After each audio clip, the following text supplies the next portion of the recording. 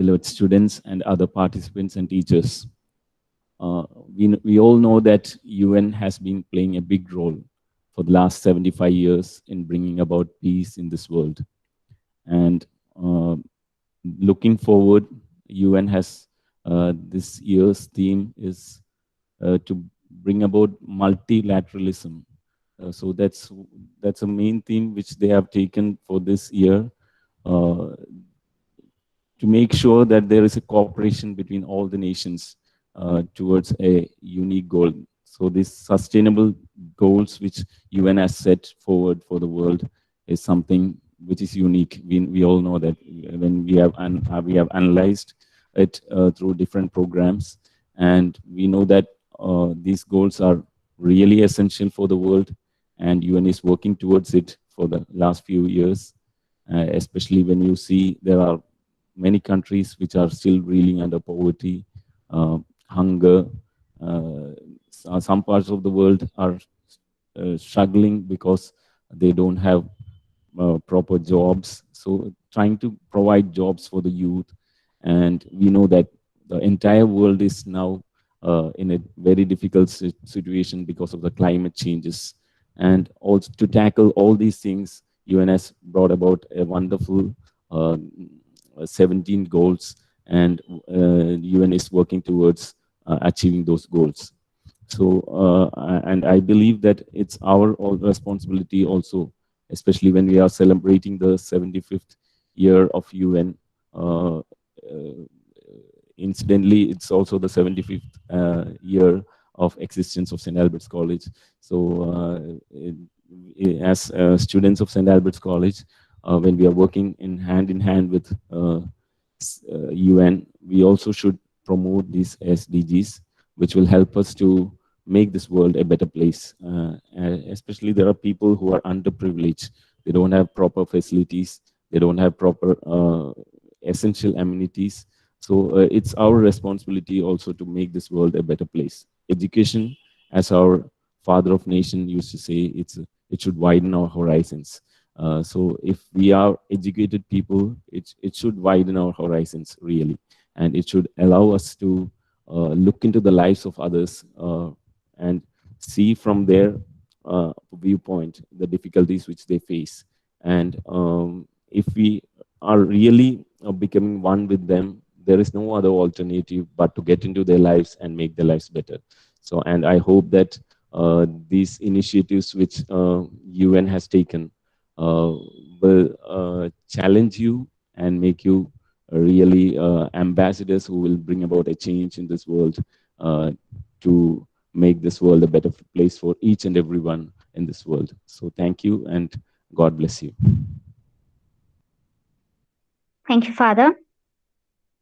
So now I proudly welcome all the ambassadors for reading out the preamble.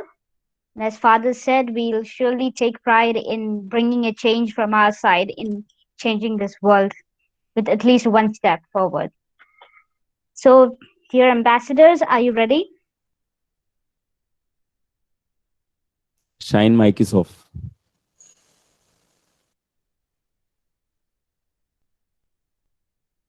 Shine, your mic is off. No, sir. No, Father. I was setting some other thing. I'm really sorry for that. Aridi, you can continue. I'm sorry. Yeah, okay, sir. Ambassadors? Yes, Hello? we are ready. Yeah, so Yes. I hope all are ready. Yes, we are ready. So we shall begin it now. We, the peoples of the United Nations, determined to save succeeding generations from the scourge of war, which twice in a lifetime has brought untold sorrow to mankind. And to reaffirm faith in fundamental human rights, in the dignity and worth of the human person, in the equal rights of men and women, and of nations large and small.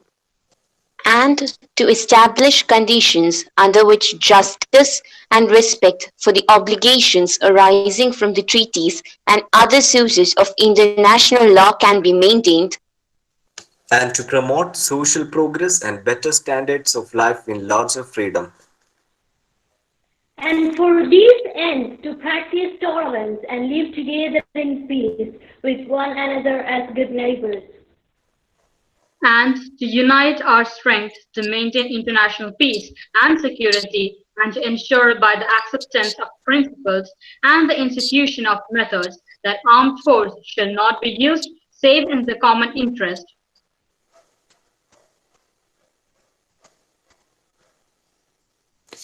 And to employ international machinery for the promotion of the economic and social advancement of all peoples, have resolved to combine our efforts to accomplish these aims.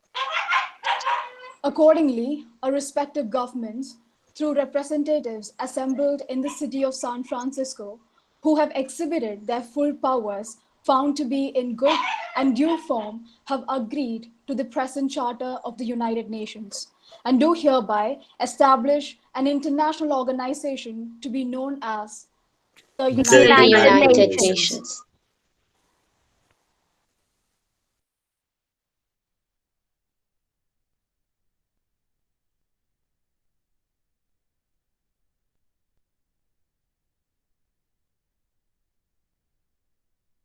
Thank you, dear ambassadors.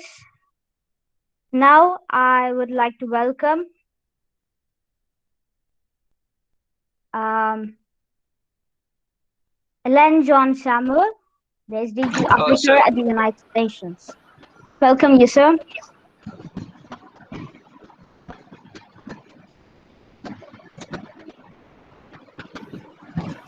Hello, sir. Can everyone hear me? Yes. Hello, am I audible? Okay, thank you so much. Thank you everyone for having me here. Thanks a lot for the very generous introduction. Uh, but I would like to introduce myself again. My name is Alan George Samuel. I work with the United Nations Resident Coordinator's Office in Delhi. It's a small group of people.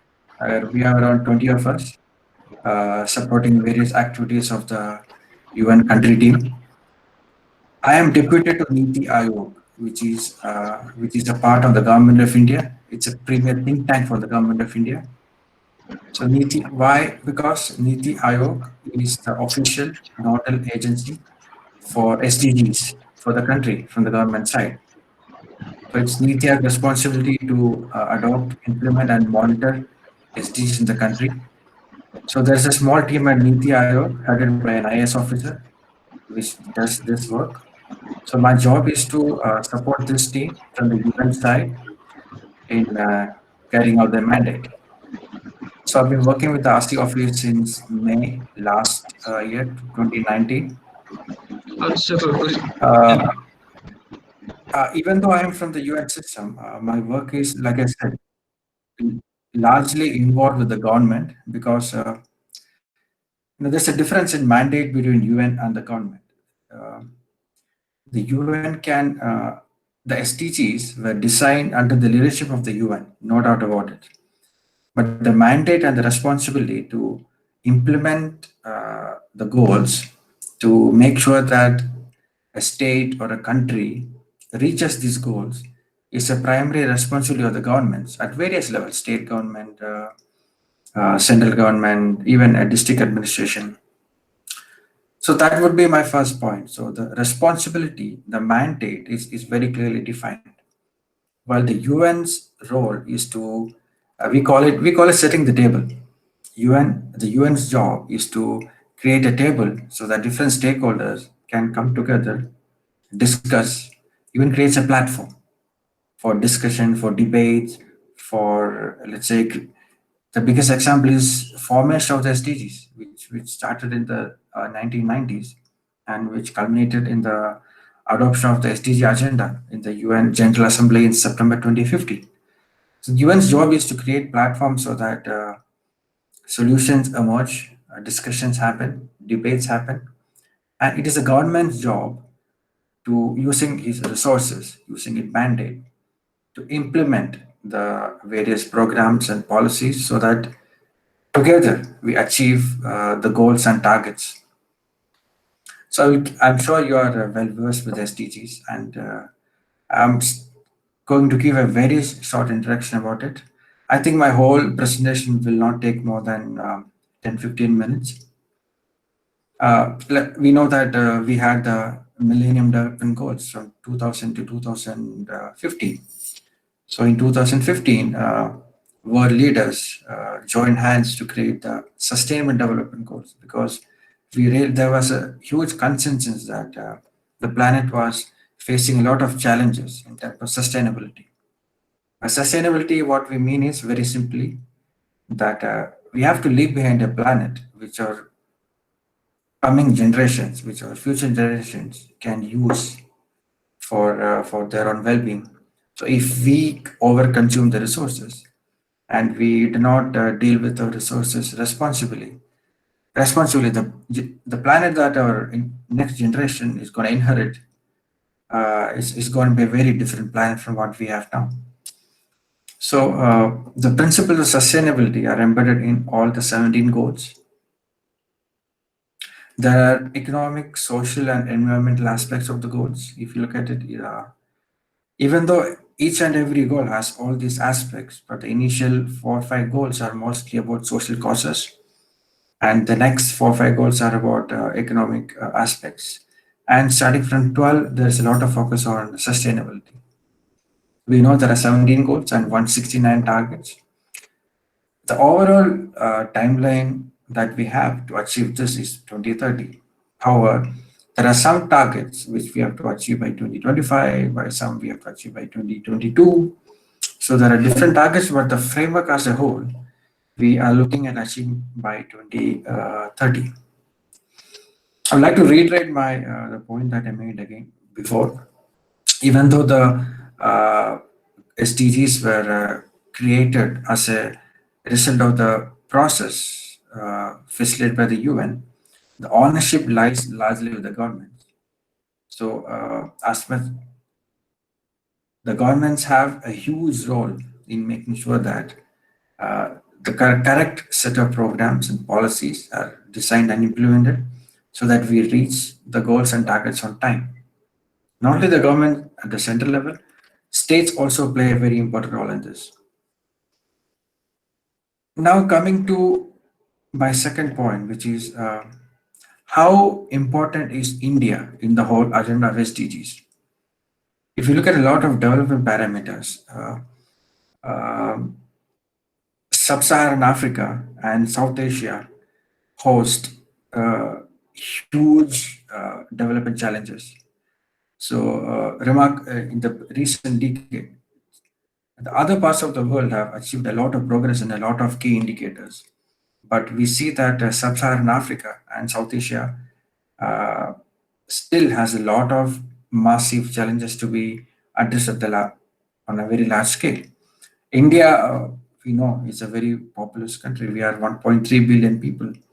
So there is consensus at the UN level and at the national level here that if India doesn't do well in SDGs, the world is not gonna meet SDGs on time.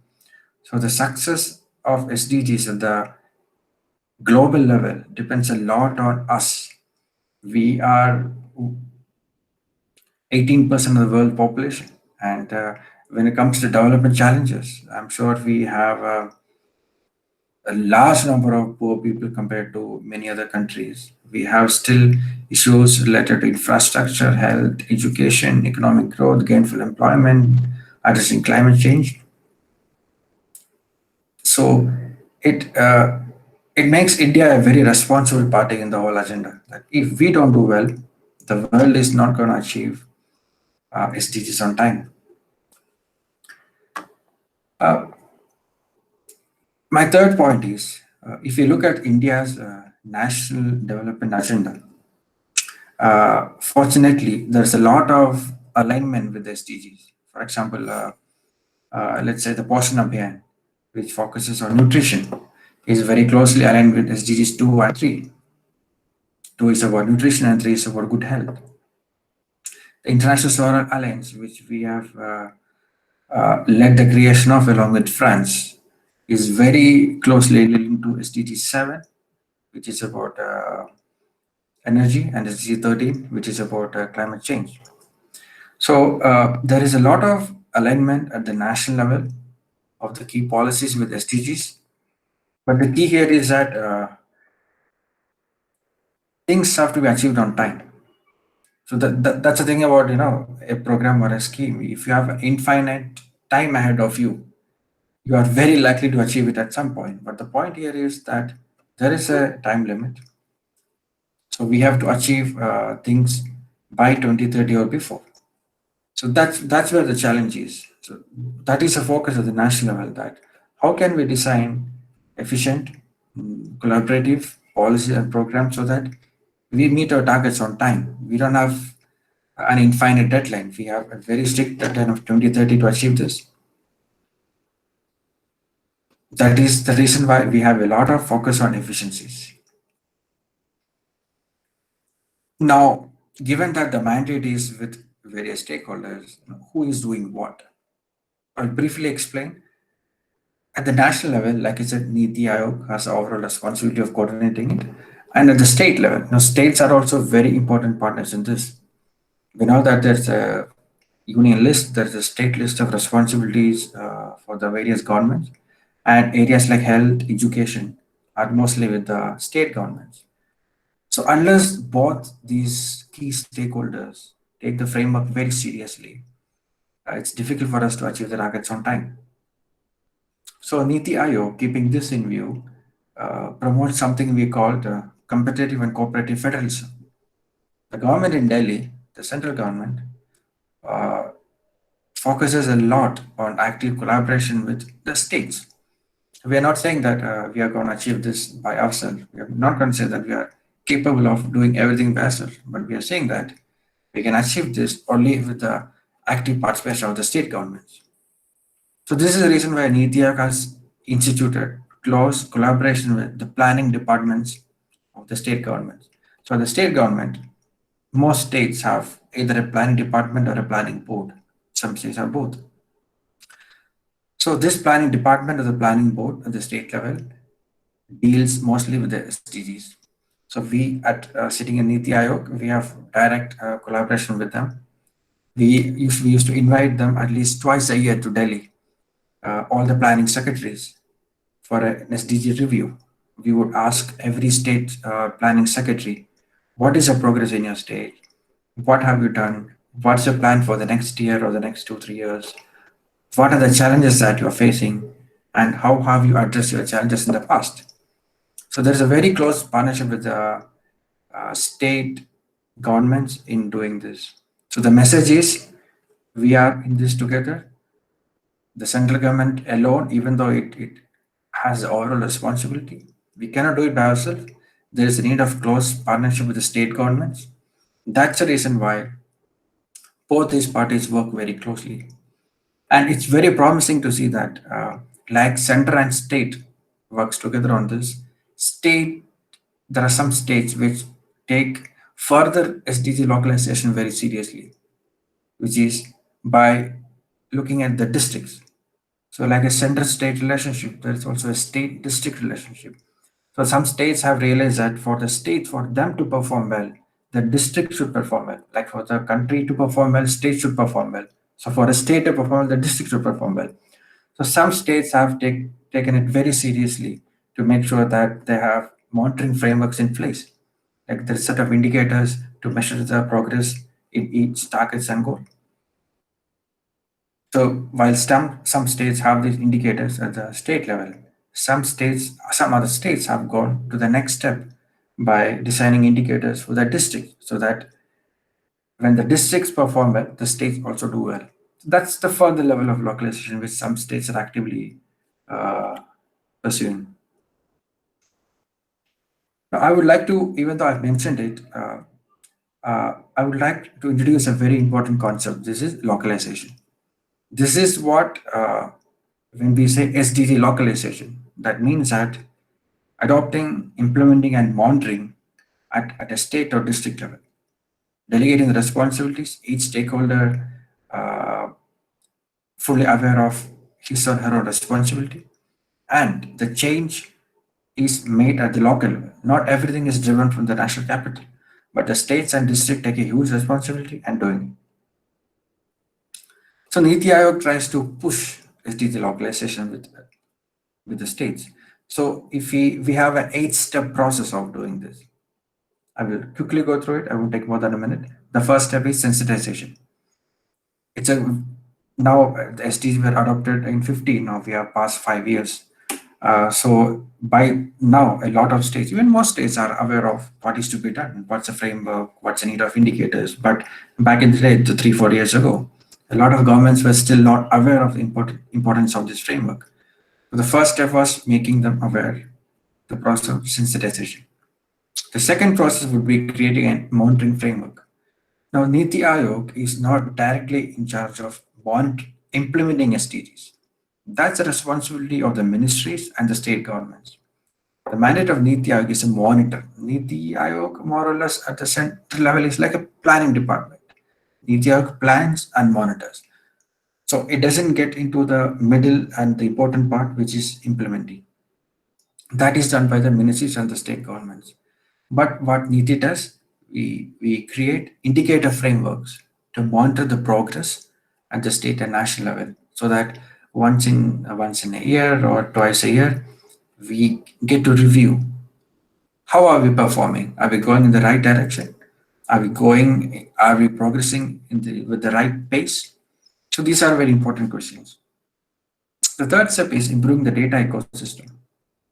This is very important because if you look at government statistical systems, we have been collecting almost the same kind of data for the past many decades.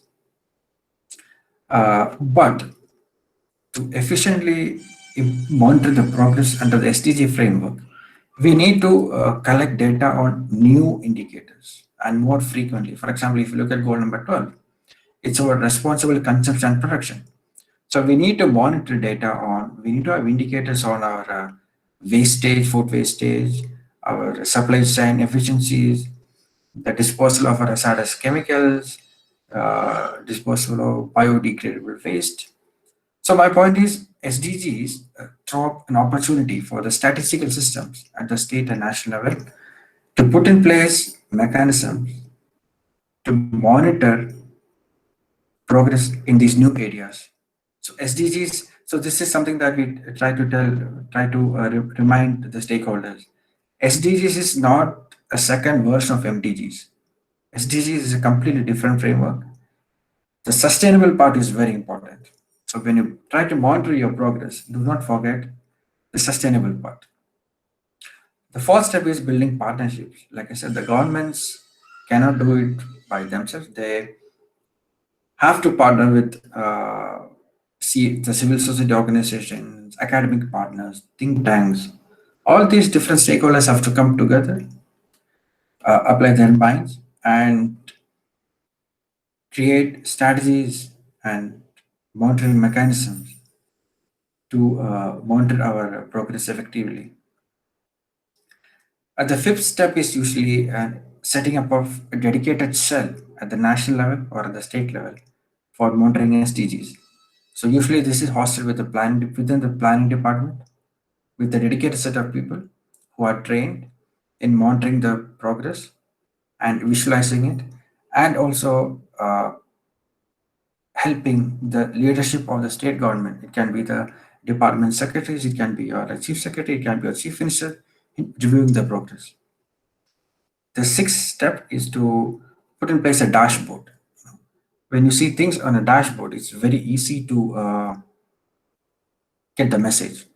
So recently, when we met chief minister of a state, he showed us his dashboard. He told us a very interesting thing. It's a very positive thing. He told us that, see, I have this dashboard now. Now I myself can look at and see what's happening. So when we have a meeting with the secretaries, the only agenda there is to take decisions. But maybe 5 years ago, the meeting itself was to present the data and present the numbers and show some graphs. So most of the time is lost there. But the CM, he was very happy in saying that now we don't need meetings for that. We have a very good dashboard. I can see everything there. So I go home, I look at it, I sit in office, I look at it, I know what's happening. The only use of meetings is to take decisions. So this is a part of a dashboard. The seventh step is putting in place a review mechanism. It can be once in 6 months, it can be once in a year, but it's very important to review the progress at the state level or at the national level. Finally, the last step is ranking of districts. So this 8 steps is what we try to implement in a state. So when we are focusing on one state, of course, the ranking is of districts. So if districts are ranked periodically, that creates competition and that makes the progress faster. Now, like Niti Aayog, there is one more ministry which is a very important stakeholder in the SDGs at the national level. This is a Ministry of Statistics and Program Implementation. They are in charge of creating the indicator framework to monitor SDGs. It's called the National Indicator Framework. So it has at this time around 306 indicators across all the goals, which we use, even Niti Aayog uses, the states use in monitoring the progress. In addition to this, at the state level, like I said, the states also are trying to develop their own indicator framework so that the monitoring system is in place and it happens frequently.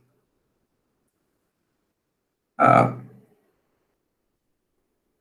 the next part is about measuring this. So we have SDG adoption, implementation, and monitoring, and you need a tool to measure the actual progress, goal-wise and state-wise. For this, we have designed the Sdg India Index. This is a joint collaborative work of the United Nations Resident Coordinator's Office and the Niti Aayog. It's everything is in public domain, so I don't want to spend a lot of time here talking about it. I request you to humbly go to the Niti Aayog website, find reports on Sdg India Index. So we have so far 2 editions of the report. The first one was in 2018 December. The second one we launched in December of last month. So this is the annual production. This is where, using a set of indicators, Niti Aayog and the UN rank all the states on how they are doing, and it's not surprising that Kerala stands at the top position in both the rankings. Usually, the states from the south perform well, and huge majority of the majority of change that we need to have is in the northern states. So this is the goal-wise ranking. Sorry, the state-wise ranking. We also rank the goals. So we see that SDG 2 and SDG 5. These are the 2 goals which require a lot of attention: nutrition, food, and gender equality. So this is the message that we try to give to all the states. If you want 2 areas to focus, these are those 2 areas. Like I said, we rank the states and we rank the districts. So some states have achieved remarkable progress between these 2 years. For example, Uttar Pradesh. So the scoring is out of 100. The higher it is, the better it is. So Uttar Pradesh improved his score by 13 points between 2 years. So which is a very remarkable performance. I would urge you to also look at the Sdg India Index dashboard. Like I said, this is a dashboard and it's a very powerful tool. And some states have adopted the same dashboard and try to develop their own dashboard. For example, Andhra Pradesh, Gujarat, Tamil Nadu. I would like you to explore what the states have been doing in these areas. There is a lot of remarkable work. Finally, my last topic is, we have done this much so far. What's the way forward? So there are mainly 6 items here. Item number 1. So far we have been trying to monitor the progress at the national and state levels, but that may not be enough. So we are working on a project which is to monitor the performance at the city level. We are trying to do this first in the 100 smart cities and to see how the cities are doing there. The next edition of Sdg India Index will come out in the next 2-3 months. This will have, the last edition had around 100 indicators. We are trying to add a bit more indicators this time, maybe 110, 150, so that the monitoring system is strengthened every year. The third item on our agenda is to assist more states, to handhold more states in implementing their state and district SDG review mechanisms. The fourth step is again handholding the states in setting up their own dashboards by putting them in touch with the correct technical partners and the correct knowledge partners so that they can develop these things on their own. The fifth item on our list is to work with MOSPI closely, the Ministry of Statistics and Program Implementation, to improve our data collection mechanism, to get indicators, to get data on a more frequent basis so that we can have more periodic monitoring. And the last step is to build the capacity of the officers at the state, district, and national level so that they do their best. They use the most modern tools in data collection, data analysis, data entry, all kind of things. So this is largely the work that we try to do at Niti Aayog. We have different partners. We work with the UN closely. There are other partners. There are state governments are partners. The civil society is a big partner in all this. So the work that we are trying to do is a huge collaborative work, which I think is moving in the right direction. So one thing we are sure about is we are going in the right direction.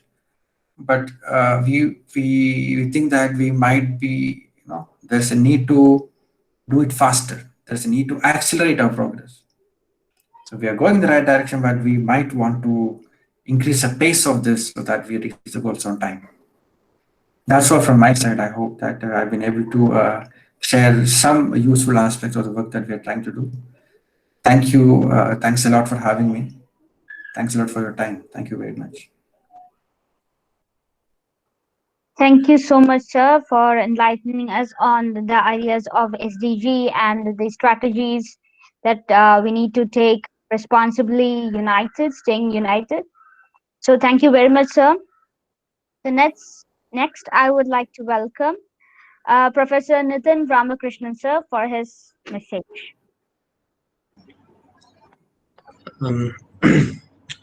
Namaste. A very warm good evening to all of you and my wishes on the UN Day. Being an international law student, October 24th have been every year a very memorable date or a day to celebrate. Many a times it is also a day to think back and see what's happening at the UN and what more could be done also, right? You would also been hearing all the statements or the last few months, especially because now there is an information outburst after the lockdown periods, right? You've been continuously being exposed to a lot of information, a lot of policy discussions, a lot of happenings at WHO, World Health Organization, World Trade Organization, then places like ICSID, World Bank, United Nations. So this becomes a very interesting topic for all of you at the moment. I doubt how many of us would have been of same level of understanding or same level of interest have been with us if not for COVID-19 lockdown and the total information kind of rhetoric going around for the last few weeks. And I would humbly state by starting that before practitioners like Alan John, whatever I would say need not be or may not be of that profound usefulness or realism, because there is always a difference between a person who has seen the system in itself and a person who is studying a system from outside and what you call as read textbooks or something like that from outside, or read books and understand documents from outside. So for that, and I was so much happy to listen to Alan sir before before getting into this discussion, because it gives a lot of insights to start on how to discuss United Nations systems as well. And I have a small complaint with Shine, in the sense that you have asked me to come to a class of yours in the sense like I would be coming and probably interacting with the students to discuss, understand United Nations system. So just now, today morning when you sent out the poster and the link, I realized how serious you are about this event, and I'm so sorry that if I'm not prepared in a seminar way or a research kind of paper for you guys. So let me pick up from just a small response, just to again reassess ourselves. It's not to get into UN or into SDGs, which has been already discussed, but just a interesting point has been made by Ellen when he started that the entire process starts by localization and sensitization, right? My question is, like, a few days back, India and South Africa joined their hands to promote or to do something in WTO. How many of us really know that? All of you have read about it. I hope you definitely would have read about it. But my experience is slightly different. I'm not speaking about whether you read it in newspapers or not. I asked few of my media friends to, as a part of my work for some NGOs, I asked them, why don't you all take up this particular proposal and try to generate some voice, right? Generate some voice and pressure within the nation, also outside the nation. If you generate a good amount of literature on this particular issue, we would be able to support our own nations. The response which I got back is that, sorry, Nitin, we have more pressing concerns to look at. Okay, so and you know what more pressing concerns have been going through in the media for the last few months, right? So when a nation is trying to come out with a proposal in WTO to waive off certain provisions which is affecting public health delivery in a number of nations around the globe,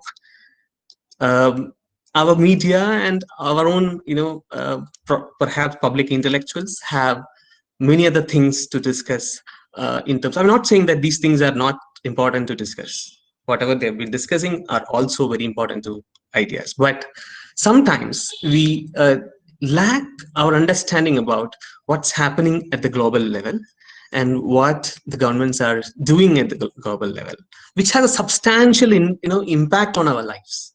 Most of the times, international law, United Nations, all these things seems to be a very, very distant thing for a person living in the peninsular India. But you've just now heard in the words of Alan how far the goals set in 2016 or the goals set in 2000 as Millennium Development Goals percolated down to your village panchayats or to your districts, and how their planning is altered according to these decisions. So if that is the impact of this particular documents like Millennium Declaration or towards a new world, which is 2030 Sustainable Development Goals, which has been set in that document, is if those documents having that much of profound, what you call as impact in your life, why aren't we more sensitized about this, or why aren't we more participating in the preparations of these documents, or articulating about these documents in the public media? Not only in the public media, also in the public spaces around us. It has been, I'm not saying that we have not done these things, but there needs to be far more, because I completely understand most of you, because I participated in few of your due to my close connections with Shine, few of your ambassador programs on UN, UN speech competitions or certain other things which you're conducting. We are so happy that in my state, in Ernakulam, this is happening in my, so close to me. And I was also so happy when somebody invited me to speak on United Nations on the 24th October 2020. So coming back to this discussion, regarding UN systems, I want to start with the same problem, which is the India South Africa proposal to waive of certain provisions on patents, TRIPS, trade related intellectual property rights. That particular document, which is part of agreements signed by a nation state as a part of WTO agreements. There are certain provisions which India government, not only India government along with so many other governments, feel that are feeling that it creates an impediment in terms of access to health, access to medicines, access to treatment, access to vaccines. So they requested WTO TRIPS Council to waive off these provisions, and now that agenda is kept as a suspended for some time, and countries will continue to negotiate on this particular proposal background, in the background, not in the mainstream. Now, if this is the case, what happened in WTO, can anything else be done by us? Can anything else be done by United Nations in this? Can anything else be done by WHO in this? Can WHO recommend WTO? Why don't you consider this proposal, or why don't you take up? This seems to be a very, very unrealistic argument for an international lawyer or international relations persons to make. Okay, because international law or international relations or even international organizations works in a very what we call technically in a positivist manner. Positivist manner means they limit themselves to their own actions. They don't try to get interacted with.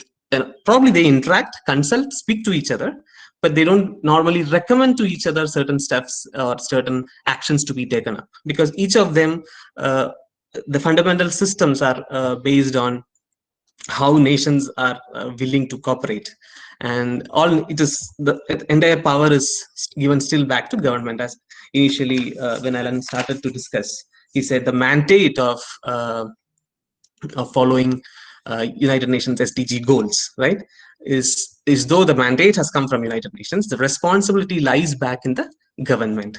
So the same way, every organization has got a specific mandate, and they look into that specific mandates. They interact, perhaps they interact and consult each other with other organizations, but very seldom they come together and take actions in a cooperative manner, which is a very, very rare occurrence in the international relations history. But having said so, if you take up Millennium Declaration document on further downwards from 2000s to 2016, you will see a continuous interest in the part of United Nations to be at the center of the global governance agenda. They are setting up the agenda. They are declaring what are the global aspirations of the people, right? And they're requesting or requiring the governments to follow that agenda. And one of the major agendas which has been developed from if you see, there are there are good documents coming up with a very, very interesting titles like Our Global Neighborhood, Larger Freedom, The Future We Want. There are documents come up in one humanity, shared responsibility. There are documents which are generated by commissions or secretary generals proposing these developments, proposing these goals, as we discuss nowadays, come up in the history of United Nations. So when these documents come up, one of the central agenda is, or one of the main focus area is to get United Nations as a very coordinating agent, and having relationship with multiple organizations functioning at the global and at the local arenas, and to evolve a kind of global system, or a global governance system, which is at the moment taking a backtrack, which you all know. And today morning also, if you have read the Malayalam newspaper, Shashi Tharoor has written an interesting article on United Nations, the crisis which United Nations structure is facing. So he cites at least, I think, 3 important reasons. One is countries like countries like US withdrawing from many of the institutions like WHO and the like. Then he cites also a kind of the laxity in understanding the crisis or the concerns raised by climate change. And the third, I think he was speaking about how security systems are not still functioning properly. He shows a very interesting data saying that when the nations spent so much of amount on their defense strategies, the budget allocated to the United Nations peacekeeping peacekeeping process is at least, I think, many times lesser than those budget, though the other budget which the countries keep for their defense. So he's just asking how would a security council or organization functioning for international peace and security is going to manage peace itself. That is a basic goal. Forget about the development. International peace being one of the most important professed goals. If this is the kind of budget being allocated to UN, and how is it going to probably achieve this purpose? So these three kind of questions have been raised. Somewhere I think he also speaks about how the political and economic system is not supporting UN, something like that. But here I would like to already take these issues slightly backward, just like I started the discussion, like whether WHO can do something, whether WTO can do something, whether UN can do something, like how much they can interfere between themselves. So if international organizations are not funded adequately, and if not only about international organizations, the other organizations or within the country, for example, when you say the states has to further the sustainable development goals,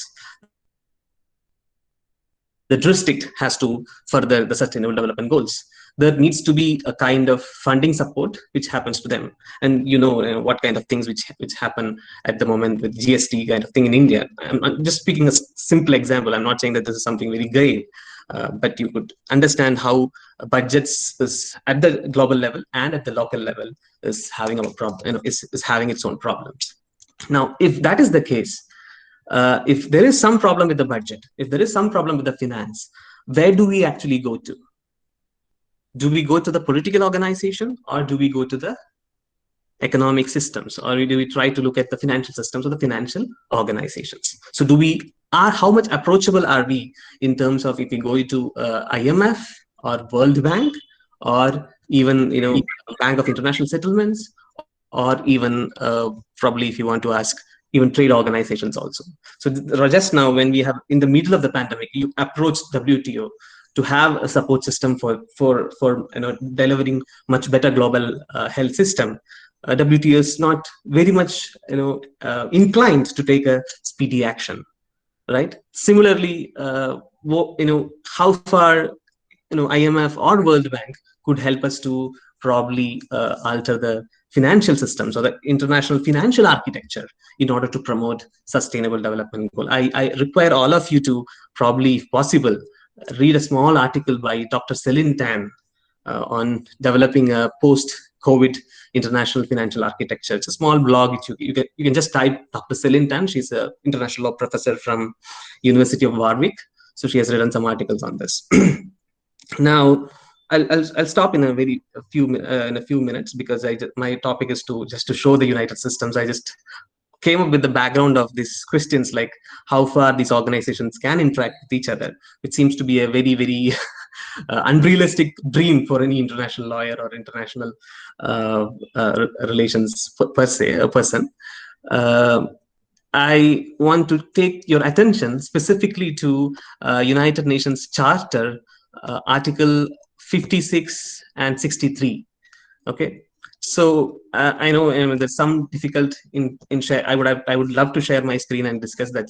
Shine also knows that, but within the meet, I think I'll not do that. So within Article 56 and 57 of United Nations Charter, United Nations is supposedly, or is required to make relationships with various specialized agencies, or it can establish specialized agencies, or enter into international agreements, intergovernmental agreements, and develop certain organizations in order to look at specific problems. So within the Economic and Social Council, it could articulate certain relationship with different organizations like ILO, WTO, World Bank, WHO, and using those agreements, it could try to articulate some sort of a global governance mechanism. That is the provision envisaged within the Charter right from the beginning of United Nations. Now, if you look at how these things have been evolving per se, the kind of agreements which UN put with the other international organizations, with each and every international organization, it differs. So that also, I would like to show, but because agreements have been available online, and you can probably see it, but I'm not going to that. I'll just say, if you take ILO, you will see a kind of commitment from the ILO to put into effective the recommendations comes from United Nations. If you go to WHO, you would see slightly lesser engagement between WHO and UN. If you go to IMF,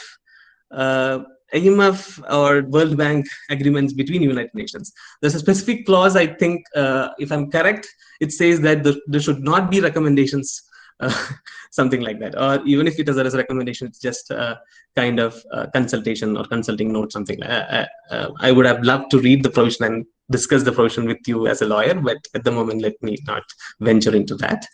Then if you go to WTO, there is not even an agreement. Okay, the relationship was very simple. As a letter of exchange has been, letters have been exchanged between the Director General and the Secretary General of both the institutions, and based on those letters, they engage with themselves. So it's a very difficult question to ask. At what point probably these organizations can come up and coordinate themselves and work. They take up a very managerial understanding. They form certain directorates of where all the director generals, all the secretarial staffs from the different organizations meet together and decides. So this becomes a kind of a what you call as informal arrangement when these organizations work. For just like when Alan was discussing how meetings happen in ET Ayog, or how the specific dashboards or statistics or even data, all these things comes together and help people to take decisions in a bureaucratic level. There is a lesser formality attached to it. I'm not saying that formality changes everything in the world, but at least when we look at the global level, that's the only way something could make more effective or more seen. There is a kind of trust can be built in a global order, whereas now you see that people don't have much trust on the global order. People are looking back to their own nationalistic, or even not even nationalistic. Sometimes it is even communal in terms of looking for securities or looking for some sort of help in their lives. When the lives go derailed, they look at help in the communities, and those communities, whichever community is trying to provide them the support, people go that way. They may not actually look at what is objectively good for the entire world, or objectively good for the humanity. So the tendencies, if come back towards an internationalist or a nationalist thing, the idea of global aspirations become challenged. This is what you actually at the moment are seeing, where countries would like to drew back themselves from global proposals. And this is a part of, I'm not fully complaining the postmodernism, but the postmodernist thinking of literature and social work, I believe too much of deconstructive thinking has crept into human mind, whereby people are moving out of certain objective standards, which the modern world, World War, after the post-World War II, United Nations and the like used to try to create. So there are problems in that objective world, which we could actually, if we address it in an objective manner, which we could rectify. But what we seldom, what we see otherwise is a tendency in which we try to interpret these objective systems from everybody's angle, from everybody's politics. So, for example, if you take international law education in India, there is no single institution which actually teach you working international law. Everybody will teach you politics of international law, right? If you go to China, what you would see is, institutions specifically mandated to teach international law, universities specifically mandated to teach international law. And now you see what kind of remark or what kind of mark China is making into the international arena or in the global arena. Whereas our people have it's not again, I don't want to be complaining on 24th October, but this has to be kept in mind. How far we can engage very formally, objectively with these international organizations and study their documents, study their work. How far we can get acquainted with them is a very interesting thing. So I'll just stop with a simple experience, is that when we look at certain things from South India, from the peninsular part of India, we may not be able to relate to these organizations because none of them is actually functioning in your territory. You don't witness the activities daily. But if you shift to Geneva further, or if you shift to Netherlands per se, you would see few organizations functioning for international collaborations, and you will be able to witness how things are happening at that place, which makes a real change in understanding the global life. I think I'm missing it. Probably, we should try to learn and listen from most people who are working in these areas and bring them to look into these topics. There is a if I have time, I would like to, if you want me to show this particular chart, I can chart, because Shine was very keen on that. Otherwise, I'll stop. Definitely, sir. Please carry on, sir. Okay. I don't know. It's a very simple chart which comes from the United Nations organization. It's readily available in the United Nations chart. So this is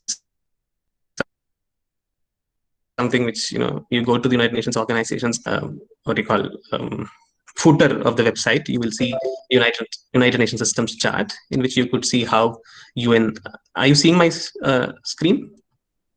Yes, it's visible. Yeah. So you see this kind of a chart, which gives you a general idea regarding how it is connected, or how the United Nations is having a say over multiple organizations. So there are certain, if you see here, related organizations, which means it has no direct. This part, if you see my highlighting part, very important organizations like Atomic Energy Agency, World Trade Organization, ITLAS, Prohibition of Chemical Weapons, their relationship is slightly not under the direct coordination or direct control of United Nations.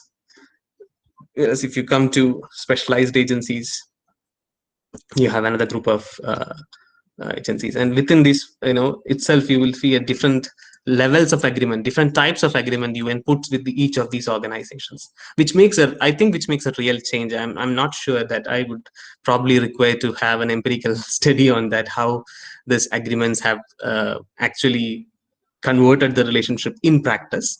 That's a future goal, and there are certain nodes also for your understanding if you really want to look into. As I say that it is very important for us to understand these things. The only way is United Nations website, and more or less, I'm so happy with at least the kind of you see light now. If you click now, you'll understand what's happening in UN. What else what the technology could give to you.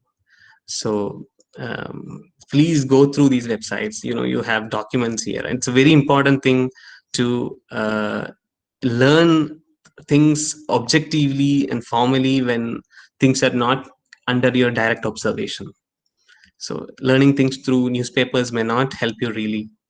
So go down, give some sort of attention to it. See, all resolutions are available here. So like that, there are so many things available in each and every international organizations institute. So it's time for Indians, and especially for South Indians, to start a very serious study about these organizations and activities out there. If you know climate change, how far South India is, or peninsular India is having a say in climate change, and what implications we have, and how we could probably articulate about climate change policy and put our requirements before the central government, and further take them, or further take them high into United Nations. We need to know about how these institutions work, and luckily we have people like Alan, who is very closely maintaining relations with institutions like Alberts and deeps in district agencies and all. So thanks for inviting me. Thanks a lot. I hope I made some sense. Because yeah.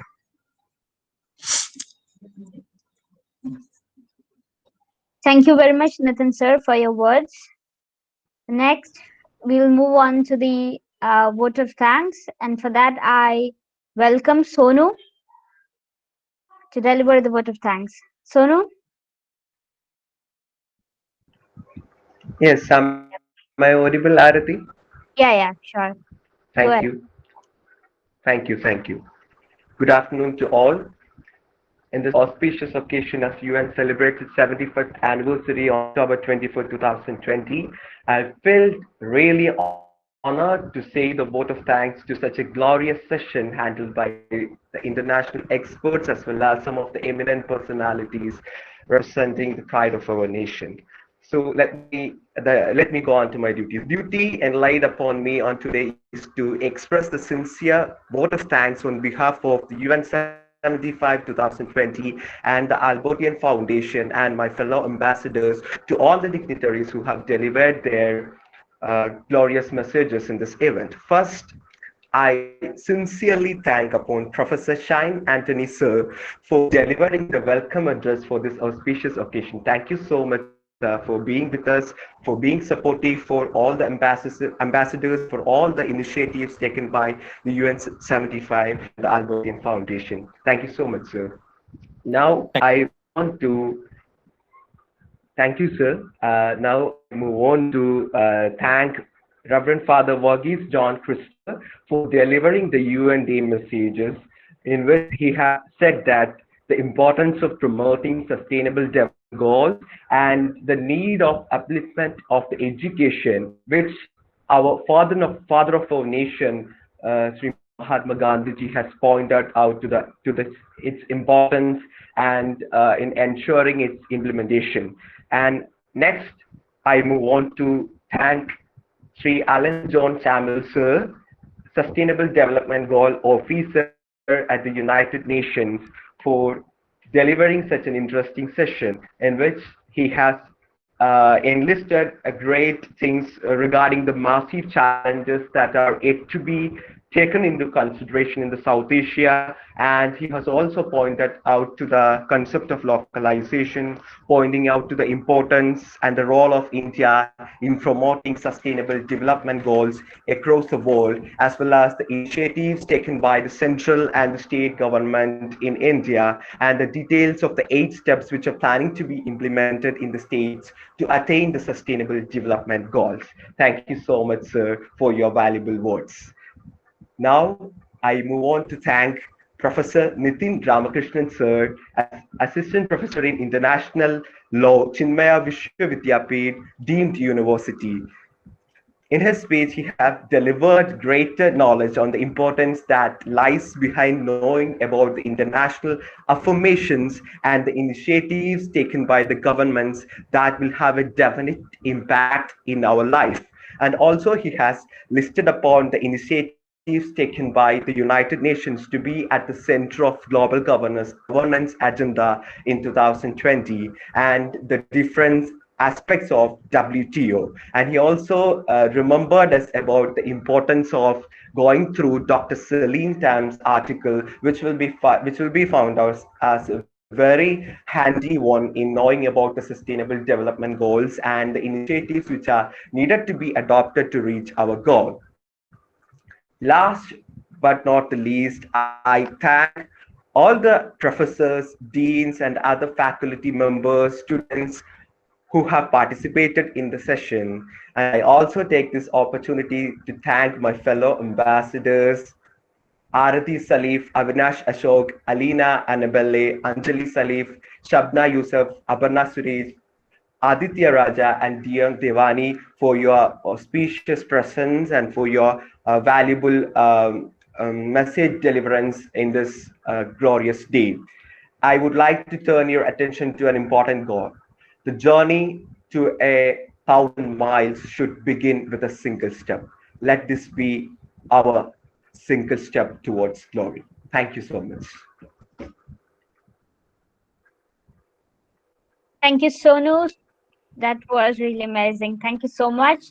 And I take my extreme pleasure and this opportunity to thank all the Professor Nitin Ramakrishnan sir and Ellen sir for your enlightening words and ideas that you have left us for us to think about. That was really thought provoking and really inspiring for each one of us. Thank you once again, sir. And I thank Sean Anthony sir for giving us this opportunity to be a part of this. And I personally thank all, each and everyone present in this seminar for showing their keen interest in this subject that is being spoken upon, that has been spoken upon. And thank you very much.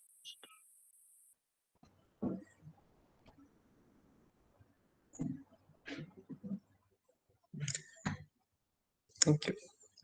Thank you very much, everyone. Thank you very much, Alan, and thank you, Nitin sir. Thank you very much, Father John. It was great listening to you, Alan. Great. Thank you. Thank you so much, everyone. Thank you.